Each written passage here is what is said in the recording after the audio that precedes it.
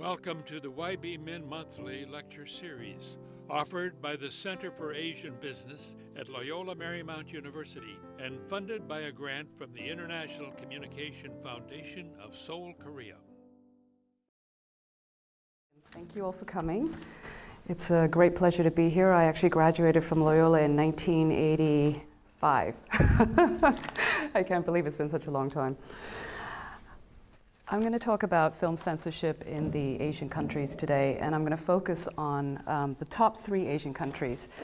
What makes them very interesting in particular is that Japan, and we can go to the first slide, Japan is, outside of the United States, 1 or number 2 in the international marketplace. So if you look at the United States, the US gross has been about $9.6 billion in 2008. All of the international territories combined grossed more than $10 billion last year, and Japan and the UK were battling for the number 1 position last year. Japan did about $1.8 billion in box office gross industry-wide. Korea is the 7th highest territory internationally, generally speaking has been for many, many years now since its inception as far as Western product releasing in Korea, and grossed $855 million last year, and China is the 11th highest territory, grossing $500 million. What's interesting about China is that $500 million really only represents about 40% US product. The rest of it is Chinese product. Looking at the United States, the population here, as we know, is 308 million, total box office 9.6 billion, total number of screens, 44,000 screens in the United States. An interesting figure to keep in mind when we look at the other territories and how much we do there and how many screens there are. The average ticket price in the US across the country is about $7 per ticket. We are thankfully a free market economy, and we enjoy our First Amendment right, freedom of speech, no government control whatsoever when it comes to censorship. So for us, censorship is a voluntary process. And there's an organization called the Motion Picture Association of America that governs our industry. And that organization is the organization where our censor board is housed.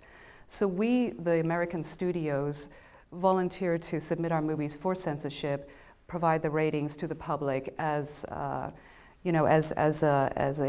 informational tool so that parents can choose whether a movie is appropriate for their children or not. The recent changes to the rating system are rather interesting. In 1984, the PG category was split into PG and PG-13 in the US, simply because films were starting to push the envelope on violence for younger children, and parents needed a better tool. There needed to be a rating that gave the parents a little bit more information about a film that, for under 12-year-olds, perhaps was not considered appropriate without the accompaniment of an adult. And looking at the NC-17 rating, which my son asked me last night, he has not heard of any movie that is an NC-17. That used to be the X category in movies. And the X category took on a rather seedy reputation over time and was considered, associated with porn. And so was changed consequently to NC-17 to reflect what it was meant to be, which was a movie which is really only appropriate for adults and for grown-ups to know that if they wanted to take their children, this was not a film that was appropriate for human beings under the age of 17.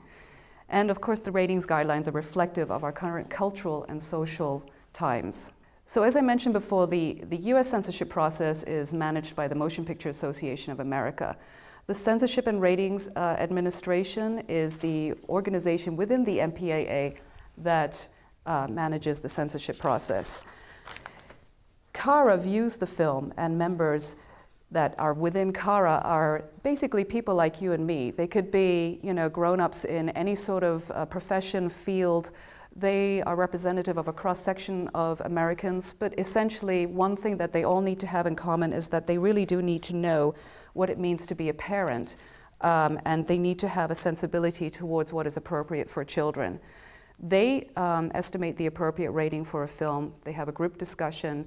There are about 13 members on the board, and they vote. And once the rating is received, it is then given to the film studio. And we then have the option to either accept the rating or to go back in and appeal. Then there is a separate group that does the appeals, And that committee consists of executives like myself in the motion picture industry, whether it is, people in distribution or exhibition and production and so on. They are the appeals board. They view the film first. Then the board listens to an appeal from the filmmaker. That could be anybody in our company that represents us to the board, or it could be actually the director of the movie who might feel very strongly about it, or even an actor in the movie. We've even had Tom Cruise, for example, go in and appeal a rating on a movie. So, anybody can go in and argue the case, and you can talk about other movies that have been rated a certain rating and use those as examples to plead your case. The chairman states the reason for the original rating, the filmmaker provides a rebuttal, and then there is a question and answer period. The appeals board makes a decision, they vote, and then that is the final rating on the movie in the United States. So the rating summary in the United States has resulted in 5 separate ratings categories. What's interesting, as I mentioned before, is that the PG is broken into the PG and the PG-13 categories. So now what we find in recent years is that the PG-13 category has become pretty much the broadest category of films that have fallen into any particular rating. Most of the films that you see today that are big event blockbuster movies like Superman, Spider-Man, X-Men, what was recently released, 2012, and so on and so forth. All these big movies pretty much fall under the PG-13 category. And parents know that if they have children under the age of 13, they need to accompany them. They need to be aware that there may be material in it that might be inappropriate. Essentially, if there is one expletive in a film that is used in a manner that is inappropriate, it throws it into the PG-13 category, and more than one expletive puts it into the R category. And we recently had a case with a movie that is ours, where essentially the film was a movie that was appropriate for all audiences. It is a movie that we made about Nelson Mandela. And the only reason why it actually ended up with an R rating initially was because there were about 4 or 5 curse words in it. So we cut them out, we left only 1 in, and now it is a PG-13.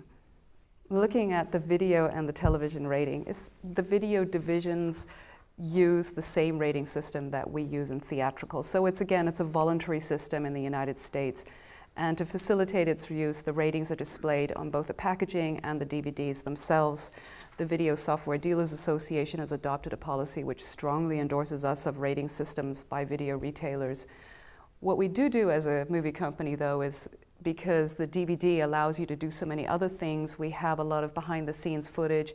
We might actually release a movie that is unrated, and that in and of itself might become a marketing tool for a film.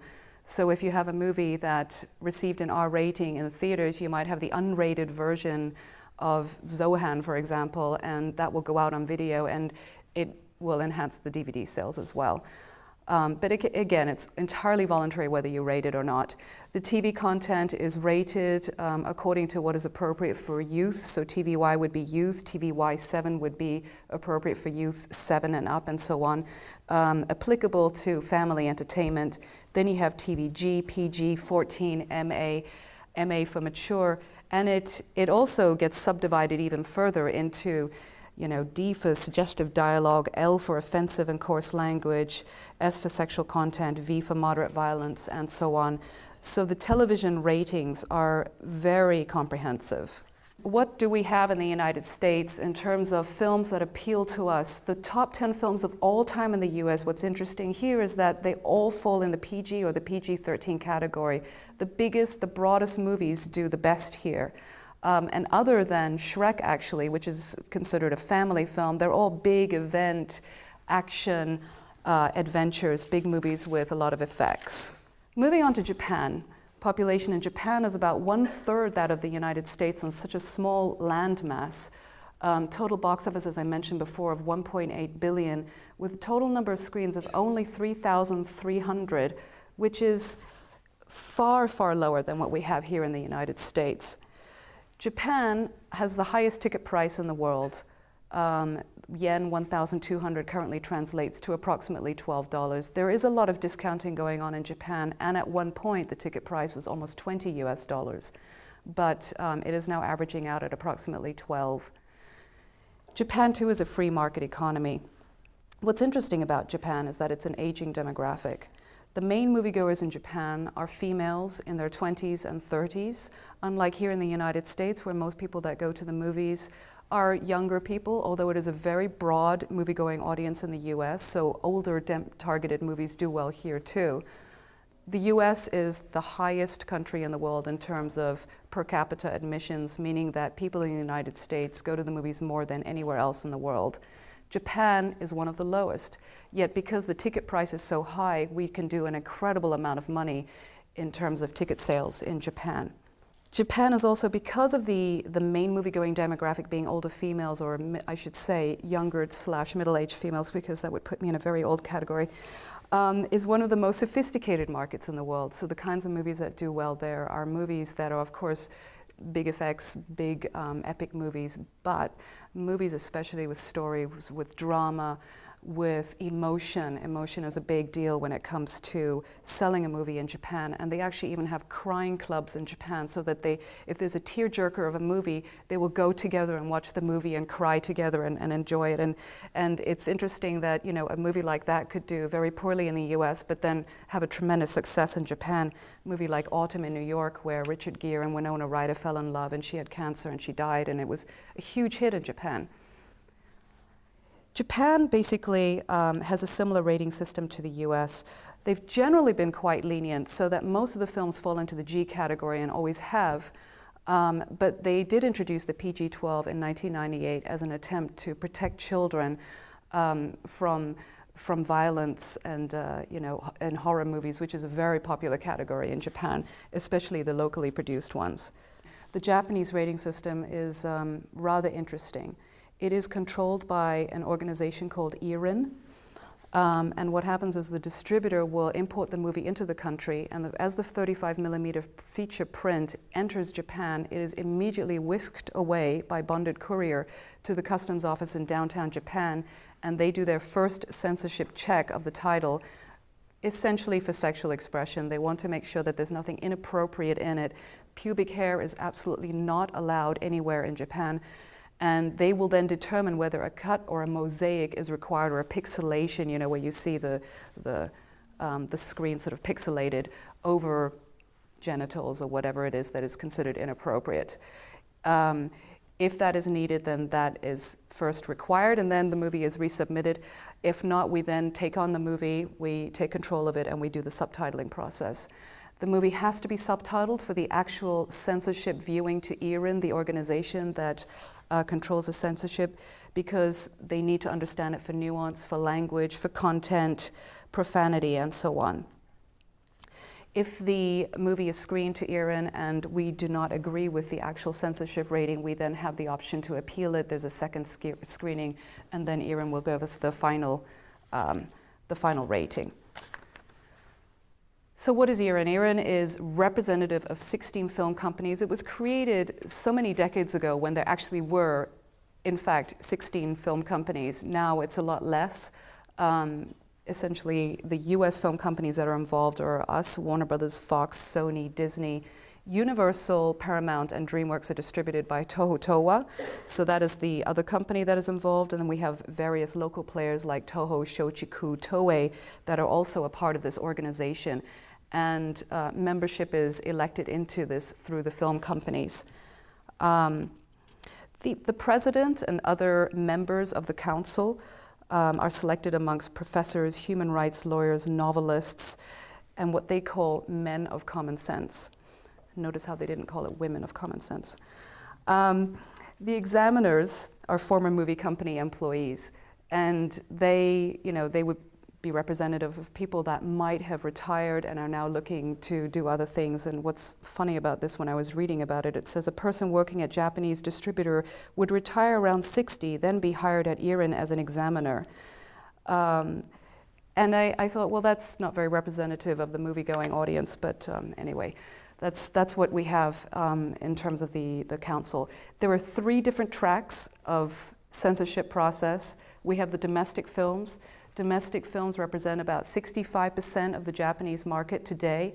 Maybe 5 or 10 years ago, they were only represented 30% of the business, but they've they've become increasingly popular over the years. So every film that is made in Japan for the Japanese audience needs to first have the script censored, and then marketing materials are censored as well as the actual film. Whereas we, the foreign film, we have to first be screened by customs, and then they screen our movie, the subtitled version of our movie, and provide us with a rating. They also have a separate advisory council on children, on what is appropriate for children, and their main job really is to recommend whether a picture is appropriate or not for the younger audiences. So they're sort of in addition to the censorship process. These are the ratings categories that fall under G, PG-12, R15 restricted to over 15 and restricted to over 18. As I mentioned before, the G rating is really the most popular rating in Japan. So if you look at the films and their US ratings and their equivalent Japanese ratings, it is much more lenient in Japan than it is here in the United States, generally speaking. You have a film like I Am Legend and The Dark Knight, which were both sort of pushing the envelope on and between a PG-13 and an R in the US, receives an all ages rating in Japan. And Gran Torino, which received an R in the US essentially for profanity, was for us, one of the things that makes it easier for us when we rate a movie in Japan is we can soften the profanity, we can soften the racial slurs and so on in the translation of the movie, which is what we did in this case, and it received a G rating. So just a couple of examples of what happens in Japan, looking at The Hangover. I don't know if you all saw the movie, hilarious film. When the US censors saw the movie, they thought, okay, great, had a good time, thank you, and they left and they forgot about the end credits. And during the end credits, there's actually an image of one of the characters receiving fellatio in an elevator, and then there were a huge amount of complaints in the US about that when the movie was actually released. But in Japan, they caught it, of course, and that was required to be pixelated over. We created a pixelated version of that image and we sent it around to every country that had an issue. In many countries, it was the difference between a 16 rating or an 18 rating. And in the case of Japan, that image was pixelated, and then we received an R15 plus rating for the market. In the case of Eyes Wide Shut, at the time, because this was such a long time ago, and it wasn't as strict in those days, we actually received an R18 rating and we didn't have to do any pixelation at the time. Zodiac is a movie that received an R rating in the US and a PG-12 in Japan, essentially due to excessive cruelty in the initial sequence where a person is being stabbed and hideously shot in the first sequence of the film. And again, going back in time to Natural Born Killers a long time ago, Iran gave it a G rating. And I don't know if any of you have seen Natural Born Killers. It was a long time ago, but it's a very violent film, extremely violent. And it was one of the first such films at the time and quite shocking. And when we, as the distributors, saw the movie, many of us were worried about distributing it and what the backlash might be for audiences around the world and copycat violence and so on. Iran gave it a G rating. Video and television censorship, similar to theatrical, distributors can choose to print Iran's rating on packaging for release titles. And those films that don't have a theatrical rating, that goes straight to video, so that's what STV stands for, the distributors can request an Iran rating, but it's not mandatory. And for the television stations, every television station decides what to air upon their own guidelines, but they are quite strict about that. It used to be years ago, maybe 10, 20 years ago, that even a movie like Emmanuel could be aired as long as there were mosaics and pixelation on it. But now anything over R15, anything over 18 is very strictly prohibited unless it's clean. Now, looking at the top movies in Japan, what's interesting here is that out of all the films, the top films of all time, they're all G-rated movies, and that is also because we're going back a bit here in the case of E.T., for example, to when almost everything was a G rating. But still, looking at more recent films, it is the broadest movies that do the most in Japan. And out of these, as I mentioned before, the Japanese market is extremely strong. There are 5 Japanese films, and out of those 5 Japanese films, 3 of them are Hayao Miyazaki animated movies, Spirited Away, Howl's Moving Castle, and Princess Mononoke, which are incredible animation films. Hayao Miyazaki owns a studio called Ghibli Animation, and he has a few protégés that work at Ghibli Animation that direct other movies as well. And so the number 8 film, Ponyo on a Cliff, I believe is what it was called here in America, has a very similar style and also became one of the top 10 films of all time. Moving on to Korea, an interesting market as well.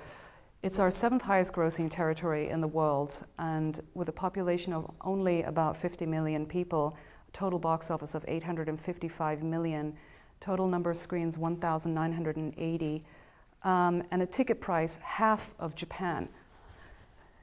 And despite a ticket price of half of Japan, the box office gross is almost 50% of Japan, considering that it's a much smaller population. The Korean country has, the Korean releases for us have been very interesting. Over time, we began in 1988 with our first foreign film distribution in the marketplace. For Warner Brothers, Lethal Weapon 2 was the first film which we distributed in 1990. In those days, there was a tremendous amount of protectionism going on, and the local players were very fearful of the US majors coming into the market and taking over market share.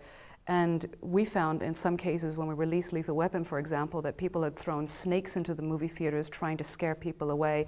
And there were all sorts of scare tactics that had been put into place at the time. The government was also very much involved. There is a screen quota in Korea, which means that for every US film that is played, so many Korean films have to take up so many screens as well, which is kind of ridiculous because the Korean market actually is a very strong market. The local productions in Korea are very strong. It has been over the last 5 years or so in a decline simply because it was so successful and more films were being made, probably on lower budgets, not as satisfying. The stories were not as developed as in the past, but it still is a very strong marketplace. I would say about 40% of the market share is for Korean films. But the government used to have a process in place called pre-censorship for American movies. So when American movies were brought into the country, we were required to have this government censorship process initially, and it would take about 2 months to censor a movie, which would make it very difficult for us to move towards a release date, especially, you know, when you're distributing movies that, and especially in this day and age, are being made on such tight schedules, and oftentimes we'd have to wait for Korea to release months after the US because of this lengthy censorship process. In October 2006, the government imposed the pre-censorship requirements were eliminated, so that that helped us to balance out the playing field for Western movies and Korean films. Another thing that's interesting about Korea is that it is a very young market. So whereas the average moviegoer in Japan is in their 20s and 30s female, in Korea it's very, very young, teenagers through, I would say, probably mid-20s, young males and females. And generally speaking, the taste leans more towards action, big event movies, spectacle. The Korean censorship system is governed by the Korea Media Rating Board, also known as KMRB. It's a very bureaucratic and lengthy process with many committees and subcommittees. The board basically is chosen from a cross-section in the media, culture, art, teenage-related jobs, law, and so on. So people from a cross-section of life are put on the board. And the members are recommended by the chairperson of the National Academy of Arts, and then they're actually appointed by the President of Korea, which is rather interesting. Then there's the Post-Management Committee, which is more of a, from what I understand, like an administrative function. They do the follow-up planning, you know, surveys, monitor the members and so on. Then you actually have the preliminary review members who report to the subcommittee. And the preliminary review members are the people who actually work in the film industry, who review the movies, evaluate the content, make their recommendation to the subcommittee, and then the subcommittee decides on the final rating. It is possible to appeal a rating in Korea, but I would say less than 10% of those appeals are ever granted. So when you have a rating in Korea, it pretty much is what it's going to be. So now the censorship process is such that as you apply, you do an application to the KMRB, and the application to the KMRB is extremely lengthy relative to other countries around the world. You have to submit not only the US spotting list, which is the list that you create when you want to subtitle a movie. You also have to submit them the Korean subtitling list, have an import license, an offer sheet, and so on and so forth. A lot of paperwork. And it generally takes about 2 to 4 weeks. So you submit the paperwork, you ask for the censor to set up the screening, and they'll say, well, it depends on how many movies are in line, and so on and so forth, and it can take forever. Once the censor does actually screen the movie, however, we can get a rating within 24 hours. And as I mentioned before, the appeal process is in place. Everybody's welcome to use it, but essentially, it doesn't really make a difference. What's interesting about Korea, too, is that when you look at the ratings in Korea, it's a lot more evenly dispersed as opposed to Japan, where it tends to shift more towards the G rating and the all ages. In Korea, it is much more equivalent to the United States. And in fact, they don't have the equivalent of a PG rating, so if it's a 12, it is a 12 and up. It doesn't mean that parents can accompany their children that are under 12 and go and see it as well.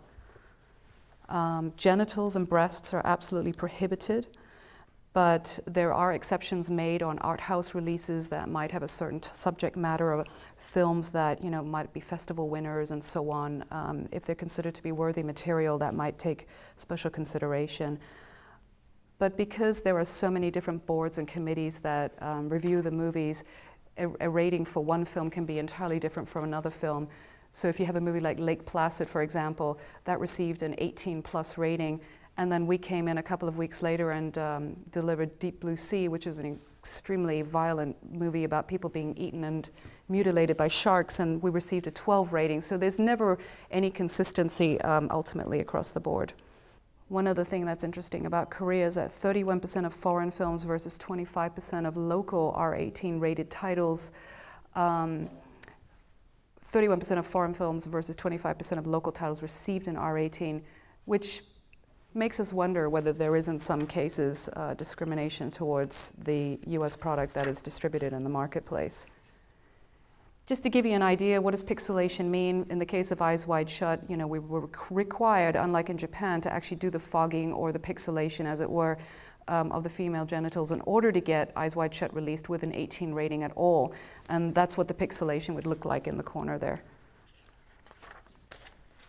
So top 10 titles in Korea. As I mentioned before, it's a really, really strong local market. 8 out of the 10 films are local films. And the only 2 American films, frankly, are Transformers 1 and Transformers 2. Transformers 2 became one of the biggest films of all time in Asia this year. A huge, huge success, perfect for the marketplace, great action, big effects, and lots of fun.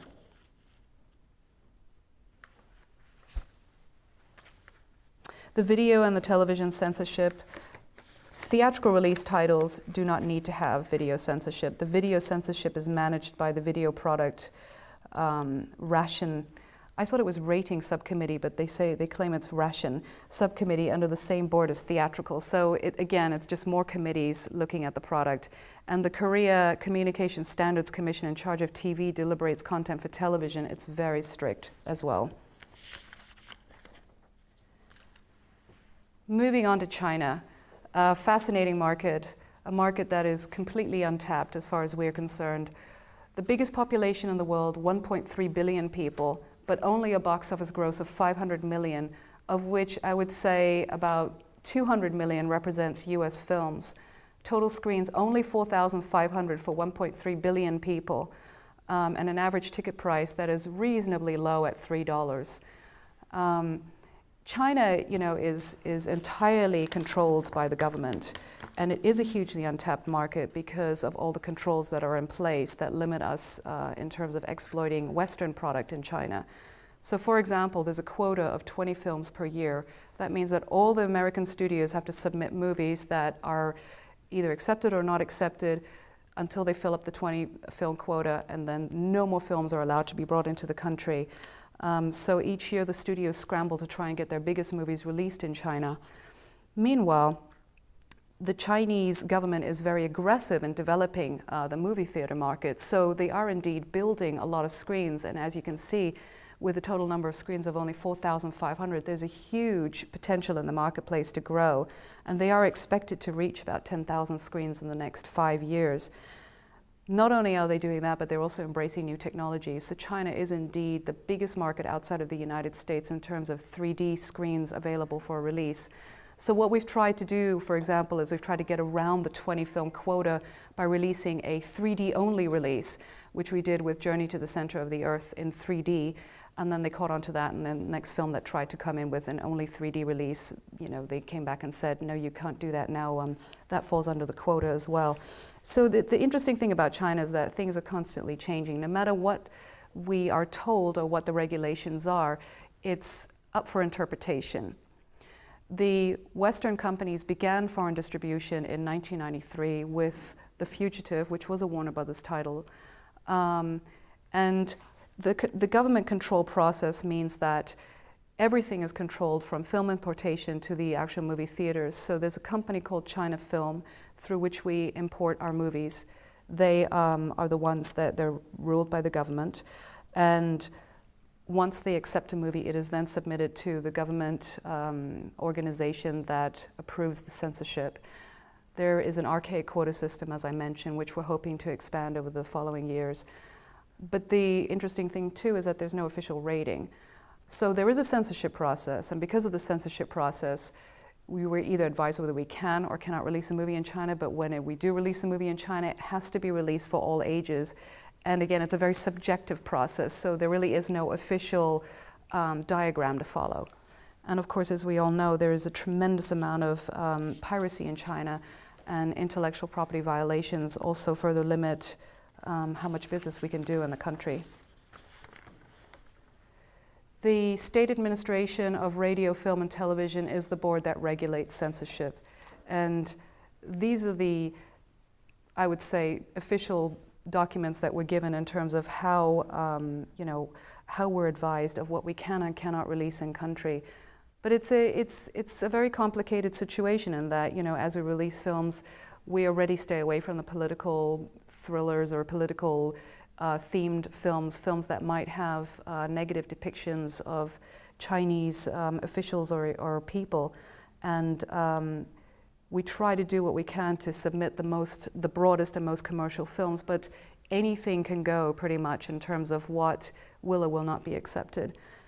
Years ago, I believe Disney had Kundun, and another company did 7 Years in Tibet, and both of those companies were banned from theatrical distribution in China after those movies were released, simply because they made those movies and they were not considered acceptable.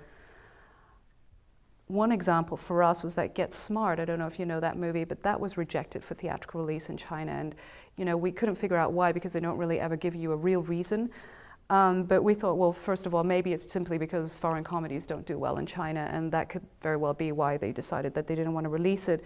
But I mean, the other thing could have been that they just wanted to preserve their diplomatic relations with Russia, and they felt that it was too negatively, directed towards Russia in the film. This is the convoluted censorship process we go through when we submit a film to China.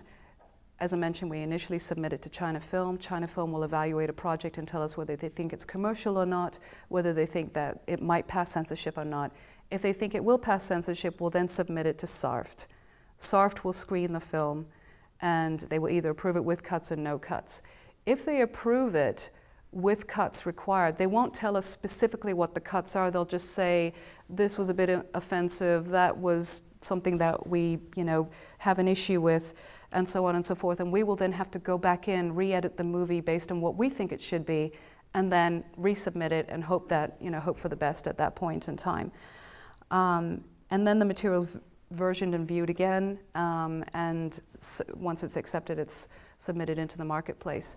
The whole process can take 6 to 8 weeks through a theatrical release. So if we ever want to go day and date in China, which you pretty much want to do, you want to release a movie at the same time as the United States in China, simply because of all the piracy in the country, you're talking about putting materials, rough materials of your film in China 2 months before a theatrical release in the United States, exposure to piracy and so on.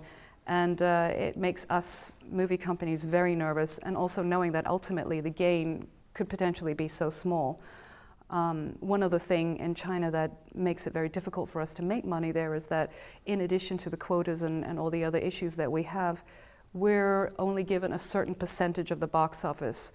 and that is a regulated percent. It's called the master contract, and that master contract is not changing right now. So these are some examples of films that we, Warner Brothers, submitted. From 2005 to 2009, we submitted 41 films. 22 were rejected, including 300, which was considered too violent. I Am Legend, Infected Humans, too frightening. Again, you know, it's all very sort of subjective based on what they think young people can and cannot view as well. Something's got to give. I had to laugh because it was a relationship between Jack Nicholson and the young woman who was apparently 1/3 his age, and that was not considered appropriate. Flags of Our Fathers was deemed uncommercial, but you know, we believe it was because of the Sino-Japanese issues. And Music and Lyrics is indeed uncommercial, as romantic comedies don't tend to do well there at all. The films that were accepted with no cuts, clean, were Journey, Charlie, family films essentially.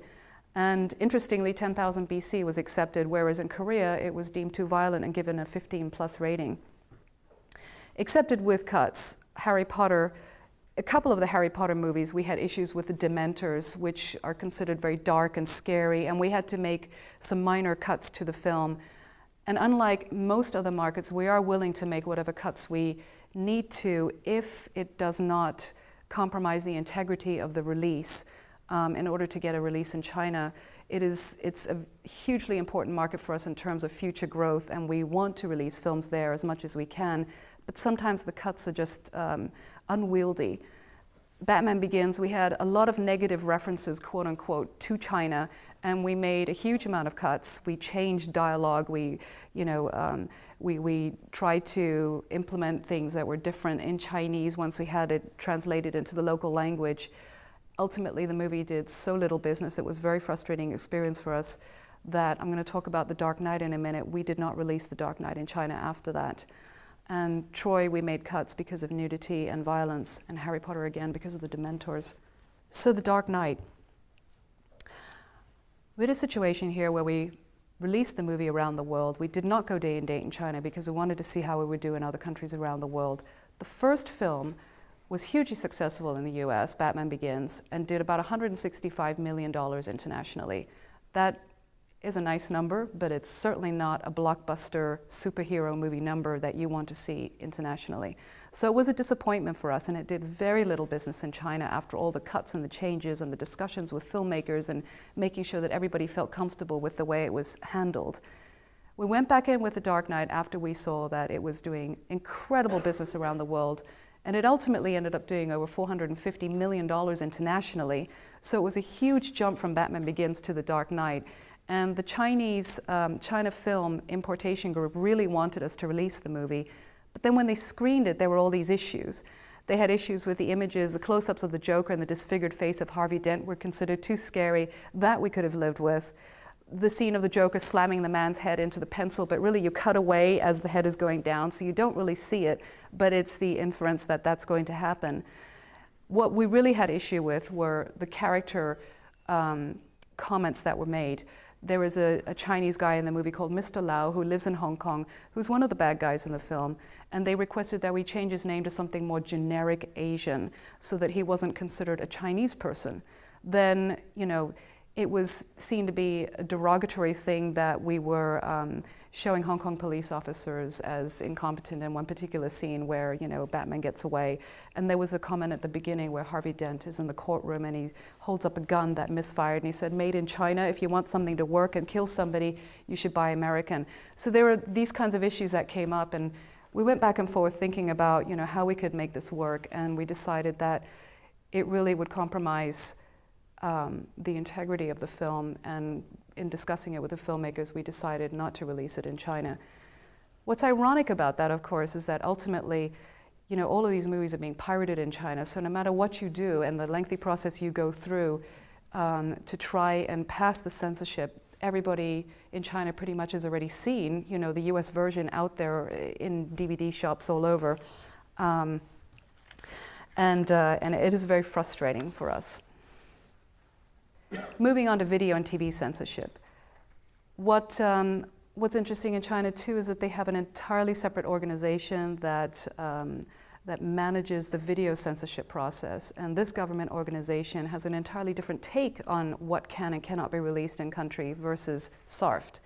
So SARFT will take the point of view that a movie is being viewed on a big screen in a public auditorium where hundreds of people can gather and potentially could incite, mass reactions to things, whether it's, politically incited or social issues or what have you, and that it has a much greater influence on the psyche of the people if a movie has passed censorship theatrically versus on video.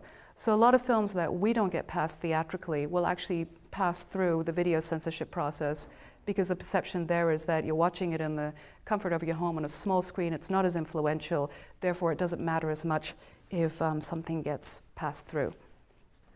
Looking at the top films of all time in China, 4 out of the top 10 are Chinese. The founding of a republic was an incredibly long, I would say semi-docu-type, propaganda-ish type of film that was created to celebrate the founding of the republic. And when we look at the numbers in China, we're often told that the numbers are fudged. People could not believe that this movie had done so much business locally, simply because it was such an incredibly long and tedious film to watch. I'm sure a lot of people went to see it out of interest, and there might have been groups of people that were sent there from companies and so on, but $60 million nonetheless is a huge amount of box office. One of the things that we find when Chinese films are released is that there might be a blackout period for Western films. So the government might suddenly say, next weekend is a national culture day or national commemoration of something day. And then all the Western films will be taken off the screens, and suddenly you only have the Chinese films left in the marketplace, and they end up doing much better simply because the market has been cleared for them. Or that piracy is not as available for Chinese films as they release in the market versus Western films, which are heavily pirated from day one. So there are things that go on behind the scenes that can influence how the movies do in the marketplace. Transformers again, Transformers 1 and 2, biggest films of all time. The more recent a theatrical release in China, the more successful it can be, simply because, as I mentioned before, the screens continue to expand, and they have been at a very rapid rate. And so Transformers 2 had the broadest release in China of any major theatrical release in recent time. But again, it speaks to the incredible appeal that these big, giant effects action movies have in the Asian region. And that's all, folks. Please join us for our next lecture.